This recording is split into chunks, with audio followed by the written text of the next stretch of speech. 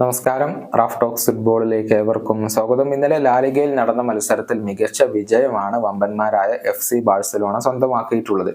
കരുത്തരായ അത്ലറ്റിക്കോ മാഡ്രിഡിനെ അവരുടെ മൈതാനത്ത് വെച്ചുകൊണ്ട് എതിരില്ലാത്ത 3 ഗോളുകൾക്ക് തോൽപ്പിക്കാൻ FC ബാഴ്സലോണക്ക് കഴിഞ്ഞിട്ടുണ്ട്. തിളങ്ങിയത് റോബർട്ട് ലെവൻഡോസ്കിയാണ്. 1 ഗോളും 2 അസിസ്റ്റും അദ്ദേഹം മത്സരത്തിൽ സ്വന്തമാക്കി. ഫെലിക്സ്, ഫെർമിൻ ലോപ്പസ് എന്നിവരാണ് FC ബാഴ്സലോണയുടെ ശേഷിച്ച ഗോളുകൾ നേടിയിട്ടുള്ളത്.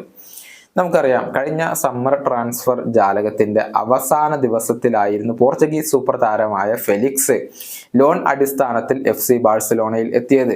യഥാർത്ഥത്തിൽ അദ്ദേഹം അത്ലറ്റിക്കോ മാഡ്രിഡിന്റെ താരമാണ്. പക്ഷെ പരിശീലകൻ ഡിയേഗോ സിമിയോണിയുമായി അദ്ദേഹത്തിന് അഭിപ്രായ വ്യത്യാസങ്ങൾ ഉണ്ടായി. അങ്ങനെയാണ് അദ്ദേഹം കഴിഞ്ഞ സീസണിൽ ലോൺ അടിസ്ഥാനത്തിൽ ചെൽസിയിലേക്ക് പോയത്.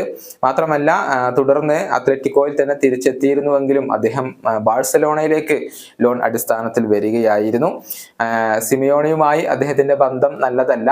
മാത്രമല്ല, അത്ലറ്റിക്കോ മാഡ്രിഡ് ആരാധകരുമായുള്ള താരത്തിന്റെ ബന്ധവും ഇപ്പോൾ പൂർണ്ണമായി വഷളായിട്ടുണ്ട്. അതായത്, ഇന്നലത്തെ മത്സരം അത്ലറ്റിക്കോ മാഡ്രിഡിന്റെ മൈതാനത്തായിരുന്നു നടന്നിരുന്നത്. ഫെലിക്സ് ആ ഒരു മത്സരത്തിന് വേണ്ടി ഈ മൈതാനത്തേക്ക് തിരിച്ചെത്തിയിരുന്നു എന്നുള്ളതാണ്. പക്ഷെ അത്ലറ്റിക്കോ ആരാധകർ വലിയ പ്രതിഷേധങ്ങൾ സംഘടിപ്പിച്ചിട്ടുണ്ട് ഈ താരത്തിനെതിരെ. അതായത്, അത്ലറ്റിക്കോയുടെ മൈതാനമായ മെട്രോപൊളിറ്റാനയിൽ ഇദ്ദേഹത്തിന്റെ ഒരു പ്ലാക്ക് ഉണ്ട്. ആ പ്ലാക്കിൽ ഇവർ തുപ്പുന്ന വീഡിയോകൾ ഇപ്പോൾ പുറത്തേക്ക് വന്നിട്ടുണ്ട്.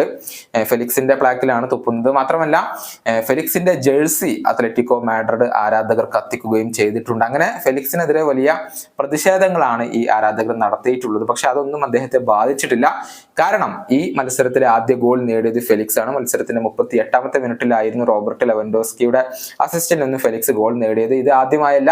നേരത്തെ ബാഴ്സലോണക്ക് വേണ്ടി അത്ലറ്റിക്കോ മാഡ്രിഡിനെതിരെ നേരത്തെയും ഫെലിക്സ് ഗോൾ കണ്ടെത്തിയിട്ടുണ്ട് എന്നുള്ളതാണ്.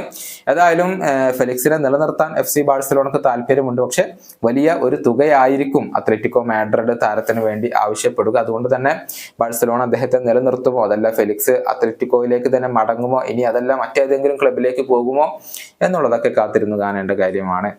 വീഡിയോയുടെ അവസാനിപ്പിക്കുന്നു. കാണാം.